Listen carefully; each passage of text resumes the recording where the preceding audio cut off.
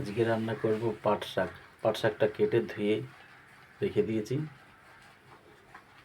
ফোড়নে দেবো রসুন বাটা, পেঁয়াজ কুচি, কাঁচা লঙ্কা। পেঁয়াজ কুচিটা তেলে দিলাম, তেলে পরে রসুনটা দেবো। রসুন বাটা দিলাম, এবারে একটুখানি ভেজে নিয়ে তারপরে শাকটাকে দেবো, তারপর কাঁচা লঙ্কা দেবো। কাঁচা লঙ্কা, নুন, পাট শাক এবার তেলের মধ্যে দিয়ে দিয়েছি। এবার এটাকে ভালো করে ভাজা করব।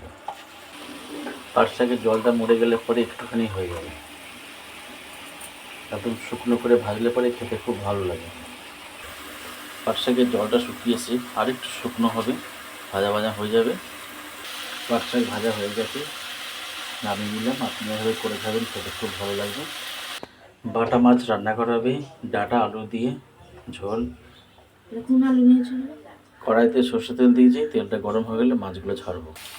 আলুগুলো আগে ভেজে নেব, তারপরে মাছটা ভাজবো। আলুগুলো লাল করে ভেজে নামিয়ে নিলাম। ওই তেলের মধ্যে বাটা মাছটা ছাড়লাম, বাটা মাছগুলো লাল লাল করে ভাজবো। বাটা মাছগুলো লাল লাল করে ভেজে নামিয়ে নিলাম। মশলা বাটা আছে আদা, রসুন, পেঁয়াজ, টমেটো, কাঁচা লঙ্কা, জিরে, ধনে বাটা। আমি এবার তেলের মধ্যে দেবো আর ফোড়নে দেবো কালো জিরে। ফোড়নে কালো জিরে দিলাম, গোটা কাঁচা লঙ্কা, নুন, হলুদ, কাশ্মীরি গুঁড়ো লঙ্কা দিলাম। এবার মশলাটাকে কষাবো। মশলা কষানো হয়ে গেছে, ভাজা আলু আর ডাঁটা দিলাম, আর একটুখানি কষাবো আর জলটা দেবো। আলু আর ডাঁটা মশলাটা ভালো মতন কষানো হয়ে গেছে, আর মশলার জল আর একটু সামান্য কিছু জল দেবো। দিলে পরে ডাঁটা আর আলুটা সিদ্ধ হয়ে যাবে। মাছের ঝোলের জল দিয়ে দিলাম, এবার ফুটবে, এগুলো সিদ্ধ হবে।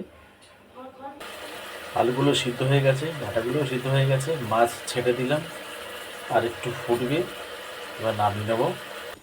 বাটা মাছ দিয়ে আলু দিয়ে ডাঁটা দিয়ে ঝোল আমাদের হয়ে গেছে, নামিয়ে নিলাম। আপনারা এভাবে করে খাবেন, খেতে খুব ভালো লাগবে। যদি ভিডিও ভালো লাগে লাইক, শেয়ার, সাবস্ক্রাইব, কমেন্ট জানাবেন। আজকের ভিডিওর জন্য শেষ করলাম। নমস্কার।